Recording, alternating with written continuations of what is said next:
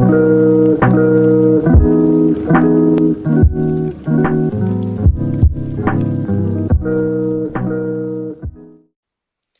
guys, what is going on, Remission? Welcome back to the episode of Cards and Castles, where today we are going over yet another 3K deck. If you guys saw the latest ranked with Red, the Prehistoric Druids did reach, 3,000 stars. I think it was like 3,069, if I remember correctly. Wasn't very high in the 3,000s, not like 31, 3,200, but they did reach 3,000 overall. So I did want to make a deck showcase video for it, because while there are a lot of elements that are similar to Pirate Druid mid-range that's been popular lately, I did incorporate the dinosaurs into it, much like the School of Evolution deck, and it has proven very fun and very effective. So I did want to show you guys the list for that in case you wanted to replicate and play for yourself, and also show a bit more gameplay of it to kind of get an idea on how the deck operates and how it plays. So, with that being said, let's go ahead and get into the deck list for Prehistoric Druids. Alright, so here is the list for the Prehistoric Druids. Now, as you guys can probably already tell, a lot of it is very similar to Pirate Druid mid-range, and there are some elements from that same deck that kind of fit well in here and, make it work. From the ramping elements like Elvish Thief and Southport Captain to the general good stuff like Hovel, Centaur, and things like Fenrir. But what does make this deck a bit special is the inclusion of dinosaurs. It's not a lot of synergy for the dinosaurs, but, I did throw them in regardless. You see the Dino Rider, Nest, and Tyrannosaur. Mordok was already part of the deck as it is. People decided to kind of throw him in there if they had him. So Mordok isn't really a big change into the deck. It kind of already exists in there. And also you have a Dino Evolution at 1 copy. One purely because you don't want to dead draw, an evolution in your game. You kind of keep it as sort of like a back pocket safety card. If you draw it while you have some dinos out, or at least the baby dinos with the 3 nests, you can get, of course, 3 Tyrannosaurs. But, of course, you don't want to overdo it with the evolution, because it's a very sort of iffy card. It's a very sort of situational card. So you don't want to, of course, throw in 2 or 3, purely because you don't know if you're going to have nests in some games. But, going by the rest of the deck, it's pretty straightforward. Simply you got your good stuff in here, your ramp tools, and you just kind of go with the flow of things, just how you would a Pirate Druid mid-range deck. Things like Scope help clean up some things, Execution as well, your hard removal, Fenrir, no explanation there. Call for Aid, I did throw in 2. Now, I just want to probably quickly mention that if you guys don't have Call for Aid, this is also an interchangeable card, I would say, with you may not have Call for Aid, but if you do have Beastmaster and you are running him in your Power Druid mid-range but don't have the Call for Aid, Beastmaster also kind of fits into where Call for Aid is, I would say. Nothing really to worry about there if you don't have the Call for Aid. But of course, you also got your global buffs too. Fat Bard Armory. Fat Bard over Blacksmith here because the ramp should be able to help you. With Thief and Captain out. No Rat Kings in here, so you don't have to worry about the upkeep 2. Just the upkeep 1 from Bard, and you should be fine. Only a 2, though, which doesn't really hurt this deck a lot like other decks. You're not running anything in the 10s. I would say the only thing you have to be careful for is to watch out for 2 Bards while Evolution's in your hand. 2 Bards will cancel out an Evolution play for you. They do have, that is a combine of 2 upkeep, so 10 gold. 10 gold, minus 2, 8, you won't be able to play Evolution. Kind of straightforward there. Other than that, I think Maddie's also in here. I know that much. I'm trying to think, because there are substitutions for Maddie as well, I would say, in terms of what you can do. I mean, I have him just because he's a good unit. Being able to bring out any sort of any range unit is also key here. Darkbender, Tarius, etc. But if you don't have Maddie, I would say Wizard probably fits in here as well for Maddie, so you don't have to worry if you don't have Maddie. You can swap him out there. But then again, Lumberjack, Bestial Rage, Miner, Hovel, all things you guys should probably already have. And that pretty much wraps up the list. Kind of straightforward. Again, not too much different from a Pirate Druid mid-range. You can kind of think of this as a prehistoric version of that mid-range, hence the Prehistoric Druid name. Kind of playing off the dinosaurs. But anyway, enough about me making up weird deck names. Let's go ahead and jump into the gameplay and see how this deck actually operates. Alright, so, starting hand actually doesn't look too bad. Captain, Minor, well, make that two captains. I could have preferred a bigger body than Bestial Rage to kind of give us purpose for this ramp, but we'll see what we can do. Alright, Hovel's not going to be too bad of a draw. We can definitely get that. Let's see, Minor, okay. Let's see if I can go, should I go Minor for Minor? I don't really have good follow-up if he has something other than... You know what?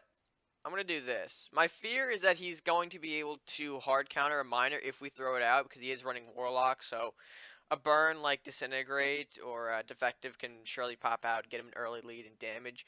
We'll see what he decides to do with this move, though. I'm holding the Dwarven Minor in reserve, so I can do a Minor Infested... Okay, or nothing. Interesting. Alright, well actually, now that we have this in hand, let's do a little bit of something. A little bit of something here.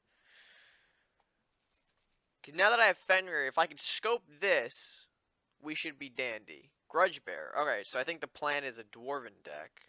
Something along those lines.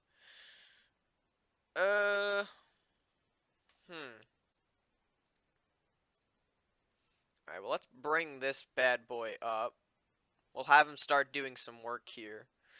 We'll leave the Grudge Bearer alone. We can't kill it yet, per se.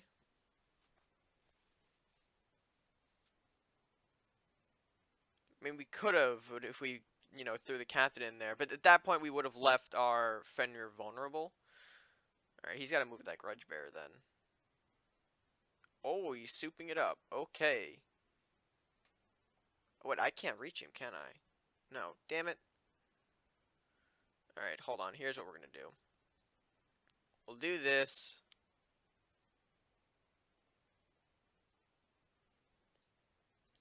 Centaur comes down here, eliminates that.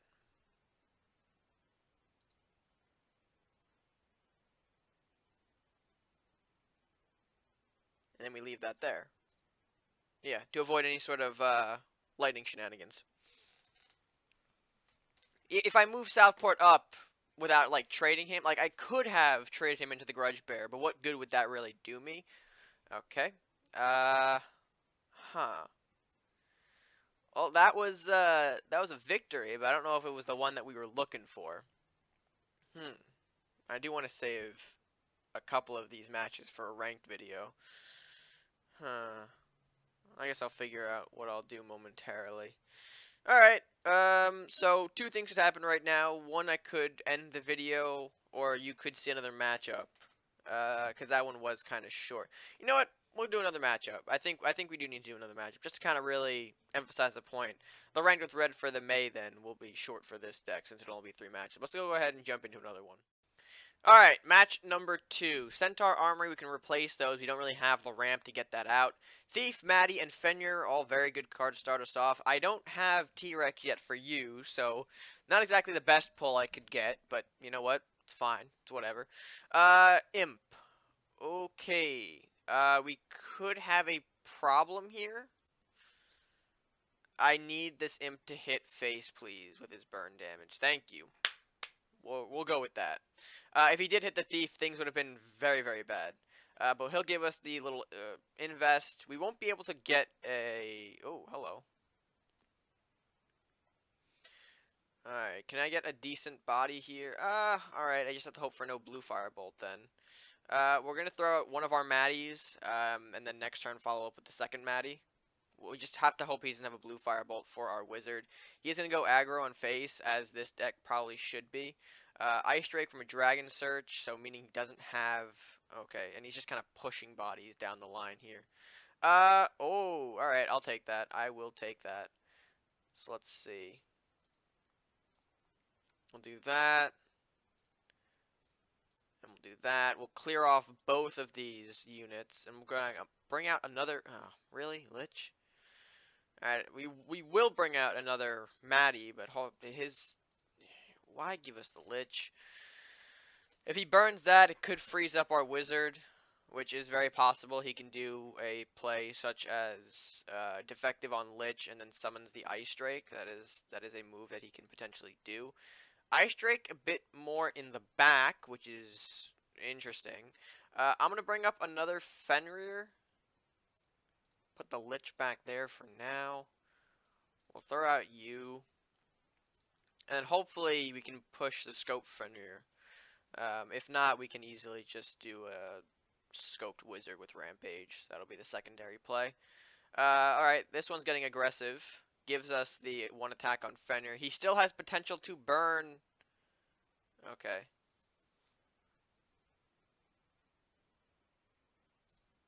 So let's see here. I can do this, right? And then bop. This is more looking like Scoped Fenrir with the cards I'm drawing here, but I don't know. Hopefully this guy won't surrender like last time. Because we are in a good place here, and we do have some Dino Synergy lined up. We just have to get there, unfortunately. Faithful Drake gonna pop out. He is baiting my Fenrir, which I'm actually... I know this is not the smartest move, but I am going to give him the opportunity to kind of kill it if he wants to. You know, just because we do have some more things lined up here. Rangers, Mordok with the Dino Nest. So there is room, and he is running out of cards. Okay, Ranger. That's going to kill our Fenrir. But that was a heavy trade for him.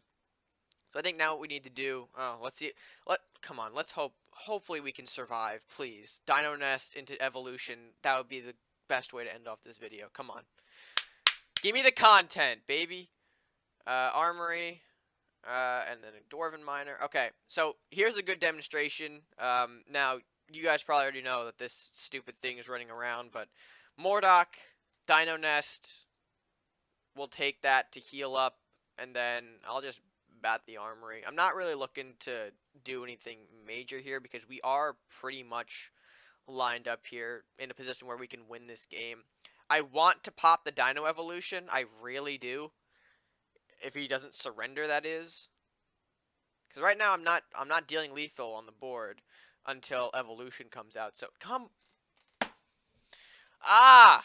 I could have had the Evolution pop. I mean, we still would have won, but come on. Give me the Evolution content. Son of a bitch. Alright. Well, I mean, those are 2 solid games, though. Definitely good for the Prehistoric Druids, I would say. I did really want to showcase the Evolution. There was one in the ranked with Red. And I thought if I can get one here, that would be, you know, even better. But you guys saw the play was lined up to happen, so it's not like it was out of the realm of possibility. Evolution can be successfully pulled off in this deck, and once you pop an Evolution, usually if there isn't like a bunch of buff tokens on the board, you should be able to effectively, you know, win games just on those T-Rex Evolutions alone, because they create some big boys, and ones that don't go down very easily. If they are going to be taken down, they need a lot of investment to do so. But overall, 2 very solid matches to showcase the Prehistoric Druid power. I will be coming back later on in the month, hopefully with the, you know, continuing ranked with Red. Well, I mean, I won't stop the series, but I will continue ranking this deck, and hopefully we can find placements for it in the May 2019 season. But until then, I do hope that you guys enjoyed this little showcase of the Prehistoric Druid.